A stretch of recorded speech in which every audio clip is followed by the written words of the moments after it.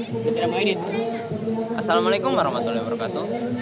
Perkenalkan, nama saya Ferdi Dudusito dari program studi matematika. Kali ini saya akan menceritakan tentang novel yang berjudul Lingkar Tanah Lingkar Air. Novel ini ditulis oleh Ahmad Tohari pada tahun 2003 untuk pertama kali diterbitkan. Novel ini menceritakan tentang gejolak politik pasca kemerdekaan Indonesia. Pada saat itu masih banyak sekali gejolak-gejolak politik yang terjadi. Contohnya salah satunya itu adalah pemberontakan DI. Tokoh utama di novel ini adalah Amit. Amit berasal dari sebuah desa yang berada di Jawa Tengah. Amit juga merupakan seorang santri yang berguru kepada Nyai Umar. Selain berguru ilmu agama, Amit juga berguru silat kepada Kiai Umar ini. Pada suatu hari, Amit dan Kiram dipanggil oleh Kiai Umar. Kiram adalah salah seorang sahabat Amir yang selalu menemaninya di kala senang dan susah. Mereka dipanggil untuk menerima tikah jika seorang santri itu wajib berperang, karena jika kita mati dalam perang, kita akan mati syahid. Jadi tidak ada lagi yang kita takutkan pada saat kita berperang.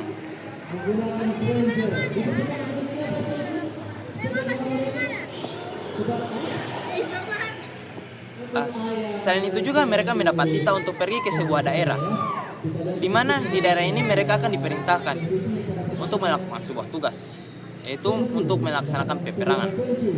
Nah, akhirnya mereka pergi ke tempat yang dituju, yaitu sekitaran 30-an kilometer. Mereka berjalan kaki. Sepanjang perjalanan mereka membayangkan tentang bagaimana caranya berperang, apakah semenyenangkan itu atau menakutkan itu.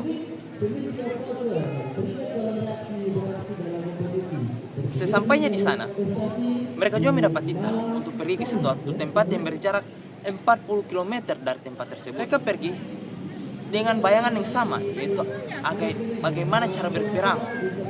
Membayangkan bagaimana cara berperang. Di sana, sesampainya di sana, mereka diperintahkan untuk menebang pohon. Tetapi sebelumnya mereka sesampainya di sana, mereka diperintahkan untuk mencari kapak.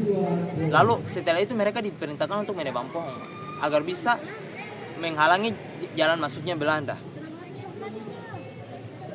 Dengan harapan yang besar, mereka mengerjakan semua yang diperintahkan. Yang diperintahkan pun selesai. Namun sayangnya Belanda tak kunjung datang. Setelah waktu menjelang sore, mereka mendapatkan kabar bahwa Belanda ternyata mengikuti. Pada saat menjelang sore, mereka mendapatkan perintah Pada saat menjelang sore, mereka mendapat berita bahwa Belanda telah mengikuti ke arah jalur yang lain.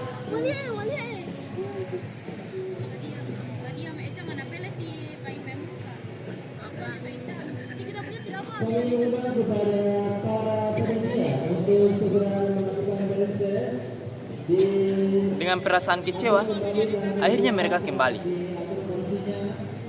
Mereka pun berpamitan kepada kepada pemimpin pasukan. Pemimpin pasukan mengizinkan mereka untuk kembali ke tempat, tapi dengan dalih agar setiap kalau ada peperangan di desa mereka harus datang membantu. Hari terus berlalu. Akhirnya mereka telah sampai di desa. Setelah sampai di desa, belum beberapa saat mereka telah mendapatkan perintah lagi untuk mengikuti sebuah perang. Dengan perasaan yang kurang yakin akan perang akan terjadi ini, akhirnya mereka pergi.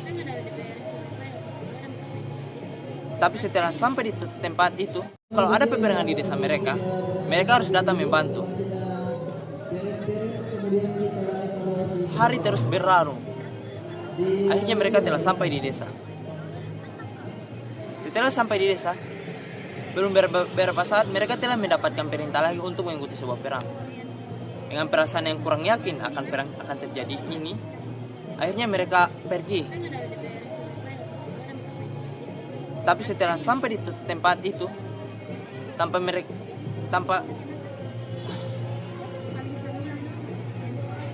Tapi setelah sampai di tempat tersebut, mereka mendapati bahwa perang ternyata memang terjadi.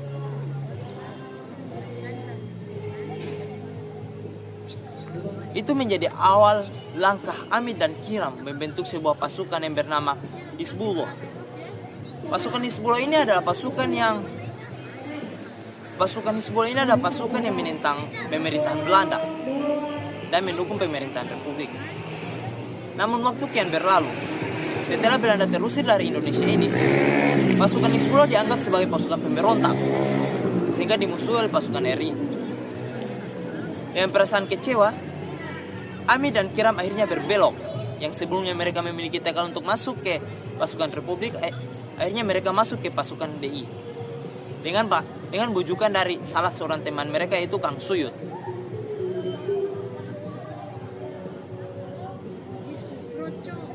Berbagai operasi yang mereka lakukan, pembantaian, perampokan, dan perampasan. Tapi di tengah perjalanan tersebut, Amit memiliki sebuah logika.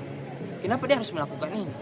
Kenapa dia harus membunuh umat yang beragama sama dengan mereka? Pada akhirnya, Amit pun bingung. Kenapa dia harus melakukan ini? Tapi karena sudah terlanjur dan sudah menjadi buruan, akhirnya Amit pergi seraya melarikan diri. Pada suatu hari, akhirnya pemimpin pasukan DI pada suatu hari, jenderal utama pasukan DI akhirnya ditangkap oleh pemerintah.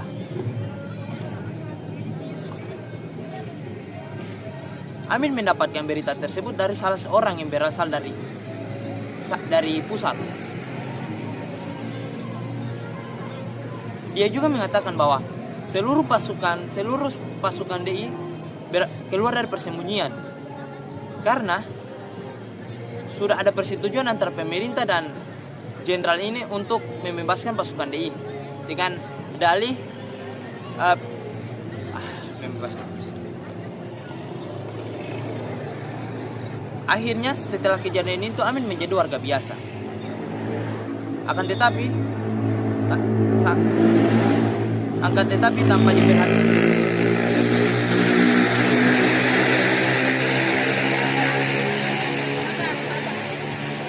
Akan tetapi Amit dan Kiram ternyata dibutuhkan sebagai petunjuk jalan untuk menunjukkan jalan menuju ke markas komunis. Amit dan Kiram ternyata Amit dan Kiram sempat menawarkan diri untuk sebagai pasukan juga agar bisa bertempur karena mereka memiliki dendam yang besar. Dengan berbagai pertimbangan dan berbagai bujukan, akhirnya pemimpin pasukan RI ini menyetujui apa yang mereka tawarkan. Akhirnya Ahmad dan Kiram pun berperang di jalan yang benar, di jalan yang syahid.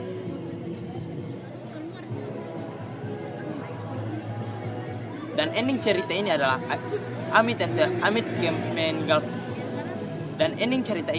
meninggal dunia. Adapun pesan moral yang kita dapatkan, kita harus berpikir dulu sebelum bertindak. Gunakan logika.